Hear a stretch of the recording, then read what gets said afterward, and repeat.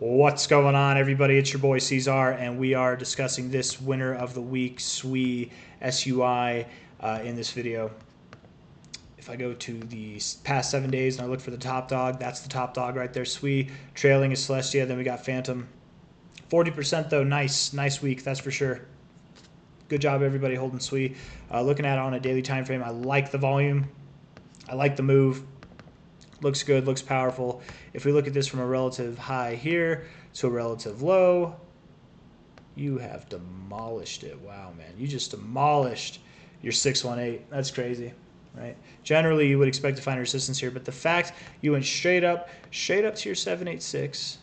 Okay, I've been seeing this a lot lately. Hopefully you don't just reject, but a lot of cryptos have been actually tearing right through their 618 golden ratio, moving right up to their 786, and then they reject hard. So if you do, I would still expect it to be a higher low, maybe move all the way down to your 0.5, maybe you hold your 382, but they have been pretty hard rejections whenever you see this kind of behavior. But that's lately. That's just kind of like a fad, a phase, a personality of the markets, if you will. I don't know how else to explain it.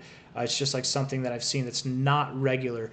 Generally speaking, when you see this kind of move like this, especially with this kind of volume, you would expect that you find support on the 618 and then continue to move higher. Or if not directly there, somewhere in this area, or at least on the 69, right?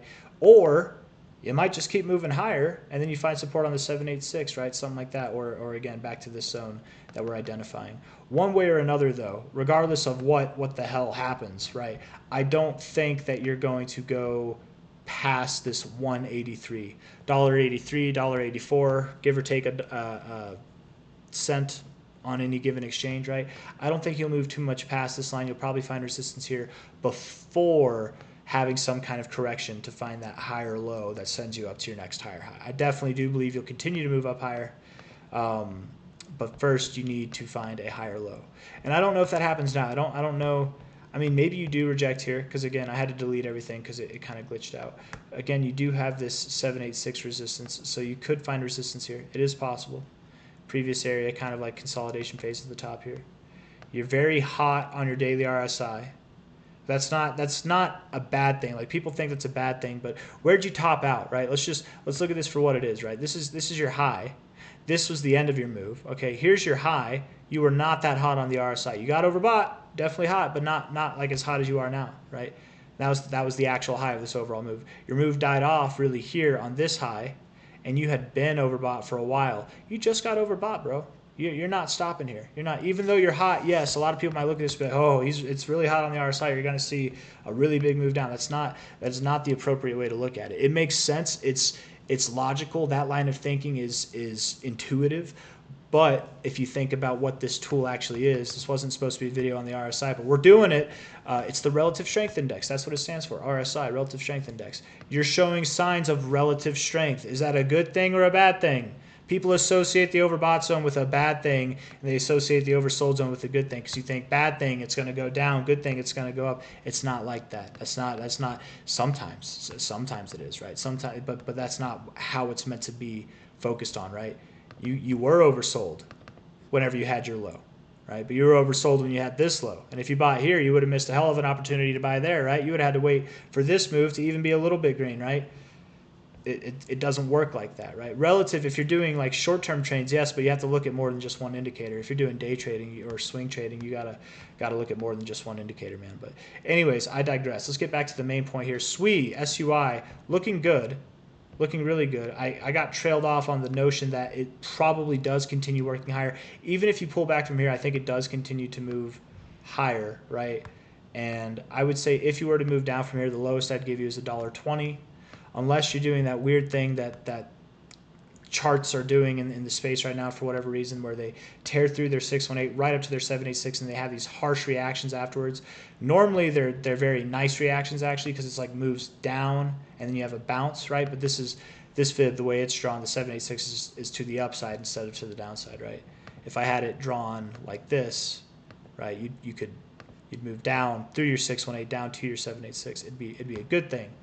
Where this time it potentially is a bad thing. I don't know. But even then, even if that happens, even if it does reject and we go below the $1.20 area that I'm calling for it to be the lowest that I would think it goes. Even if that does happen, the lowest I'd expect you to go would be 83.6 cents, if not a dollar, somewhere in this range right here. It would be a higher low overall. I wouldn't expect it to drop you down like too much lower.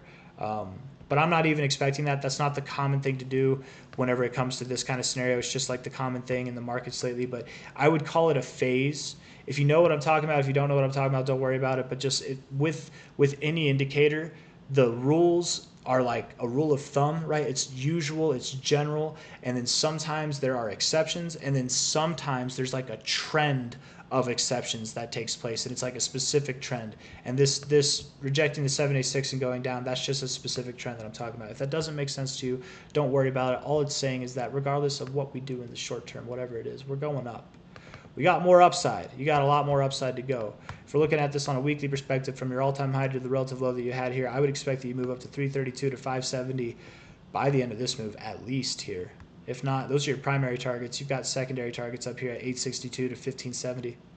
But we'll see. We'll see how that goes. I think SUI is definitely capable of seeing those numbers, but time will tell. Some people are calling for it to go to like 20 bucks or 30 bucks by the end of the cycle. I don't think that's going to happen, but it could happen, but I don't think it's going to happen. Anyways, guys, thank you for watching the video. Thank you for being here. Hit that like button. Subscribe if you want to see more content like this. Weekly RSI looks really good. Daily RSI looks phenomenal, and I wonder what the 4 hour looks like. 4 hours.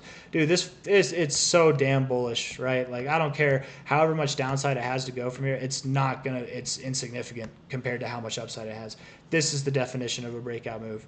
It really, it's not stopping here, man. It's got some work to do, right? Over the days, over the weeks, any downside, it's not going to even be seen. It's going up. All right, take care. Bye-bye.